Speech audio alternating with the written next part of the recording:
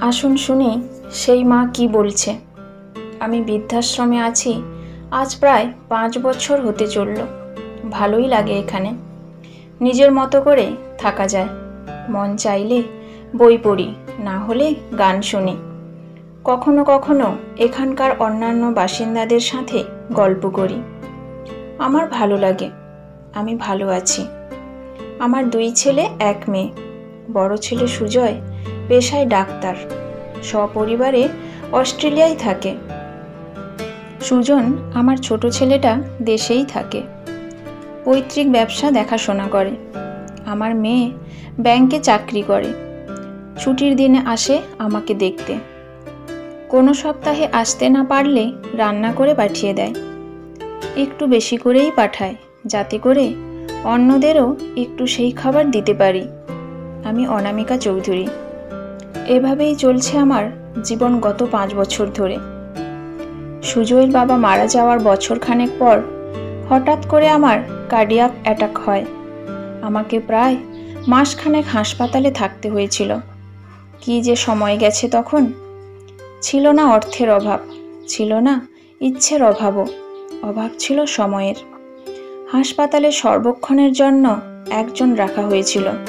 প্রতিনিয়ত ডাক্তারের সাথে কথা বলা, এক্সারসাইজ করানো, ওষুধ খাওয়ানো সময় ধরে, আরও কত কি। বাড়িতে আসার পর আরেক ঝামেলা। সব সময়ের দেখাশোনার জন্য একটা মানুষ কোথায় পাওয়া যায় সেই নিয়ে। মেয়েটা অফিস করছে, অফিস আর আমাকে সামলাতে তার নিজের সংসারটাই ঠিক খেয়াল রাখতে পারছে না। একদিন শুনলাম জামাই বলছে, মা তো তোমার একার নয়, তোমার ভাইদেরও তো কিছু দায়িত্ব আছে। খুব স্বাভাবিকভাবেই কিন্তু কথাগুলো এসে যায়, তাই আমি সহজভাবেই নিলাম। এর মধ্যে শুনি ছোট বৌমা ছোট ছেলের সাথে খুব চিৎকার চেঁচামেচি করছে। নাতির রেজাল্ট খুব খারাপ হয়েছে। অসুস্থ আমাকে দেখতে আত্মীয় স্বজনের আনাগোনা বেড়ে গিয়েছিল। আবার আমাকেও একটু বাড়তি যত্ন করতে হয়েছে। তাই এ কদিন বাবা মা কেউই আর ছেলের পড়াশোনা দেখার সুযোগ পায়নি।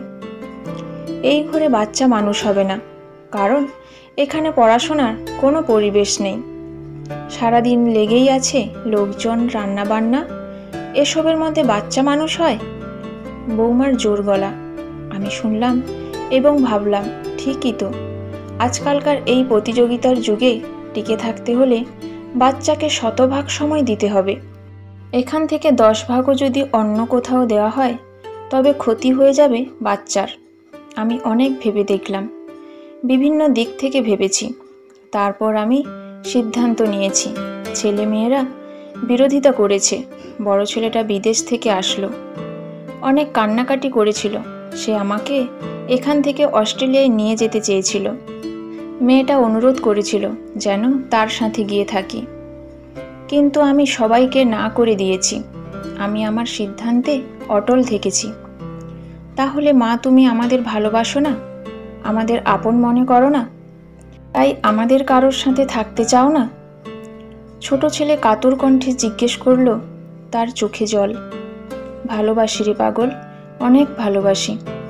আর তাই চাই সম্পর্কটা সব সময় এমনই ভালোবাসায় ভরপুর থাকুক। একসাথে থাকা সম্পর্কগুলোর মধ্যে প্রত্যাশা অনেক বেশি রে। আর যখন প্রত্যাশা আর প্রাপ্তির হিসাব মেলে না, তখনই সম্পর্কে টানাপোড়েন শুরু হয়, পরিবারে অশান্তি বাড়ে। মা, তুমি আমাদের সাথে থাকতে চাও না, আবার আমাদের গ্রামের বাড়িটাতেও খালি পড়ে আছে। তুমি তো ওই বাড়িতেও থাকতে পারো মা, বড় ছেলেটা বলল। সেই তো বাড়ি, সংসার, দায়িত্ব অনেক তো করলাম, এবার একটু নিজের মতো থাকি। তোদেরও আমাকে নিয়ে টেনশন করতে হবে না। আমারও একা বাড়িতে মরে পড়ে থাকার ভয় থাকলো না। তুমি যাবেই, বুঝতে পেরেছি। ঠিক আছে মা, বাধা দেব না আর। একটাই অনুরোধ, তোমার খরচটা আমাদের দিতে দিও মা। বেশ তো, দিবি, মুচকি হেসে জবাব দিলাম। এরপরে কাজগুলো খুব দ্রুতই গুছিয়ে নিলাম। টাকা পয়সা সম্পদের যথাযথ বিল বন্টন করলাম। আমার অংশের সম্পত্তিটুকু নিজের কাছেই রেখেছি। নিজের মতো ব্যবস্থা করব বলে। এ সম্পদ থেকে সমাজের বয়স্কদের জন্য কিছু করার ইচ্ছে আছে। এখানে অনেকেই আছেন যারা ছেলে মেয়েদের সাথে একটু সময় কাটানোর বিনিময়ে সর্বস্ব দিতে প্রস্তুত, কিন্তু ছেলে মেয়েদের সময় হয় না বৃদ্ধ বাবা মায়ের সাথে দুদণ্ড সময় কাটানোর। আবার অনেকে ভাগের মা কিংবা বাবা হয়ে থাকতে চান না, চলে আসেন এখানে। অর্থাৎ একদম নিরুপায় না হলে কেউ বৃদ্ধাশ্রমে আসাটা চিন্তাই করতে পারে না। অথচ বৃদ্ধাশ্রমে থাকাটা যে জীবনের শেষ বেলায় অনেক ধরনের পারিবারিক জটিলতার বিপরীতে কোনো সুন্দর বা সম্মানজনক সমাধান হতে পারে, এই ধারণাটাই এখনও সমাজে তেমন গ্রহণযোগ্য নয়। যতদিন আমরা মেয়েরা স্বামী সন্তান পরিবারের বাইরে নিজেকে অস্তিত্বহীন মনে করব, ততদিন এই বৃদ্ধাশ্রম ব্যাপারটা একটা ঋণাত্মক ব্যাপার হয়ে আমাদের মাঝে থাকবে। এখানে সবাই আমাকে হিংসা করে, ভালোবাসা মিশ্রিত হিংসা। বলে, ছেলেমেয়েরা আপনাকে এত ভালোবাসে, এত তাদের সাথে থাকতে বলে, আর আপনি এখানে আশ্রমে পড়ে আছেন। আমি হাসি। তাদের আমি বোঝাতে পারি না আমি এখানেই ভালো আছি।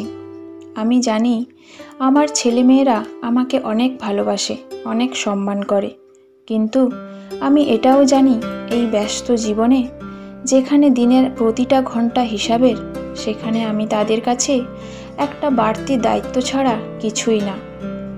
একজন মায়ের জীবন শুধু ছেলে মেয়েদের বড় করে তোলা এবং বৃদ্ধ বয়সে তাদের উপর নির্ভরশীল হয়ে বেঁচে থাকা নয়।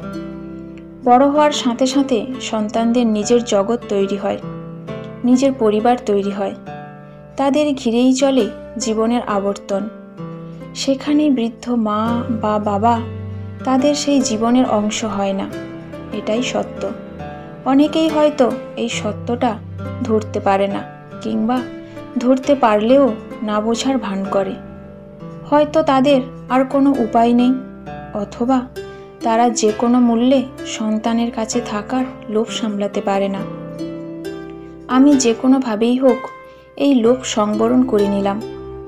আমি শেষ বয়সটা আমার নিজের মতো করে কাটাতে চাই। এরপর থেকে আছি আমার ঠিকানায়। হ্যাঁ, এখন এটাই আমার ঠিকানা। আমি নিজে এই ঠিকানা বেছে নিয়েছি, একটু নিজেকে নিজের মতো করে বাঁচার জন্য।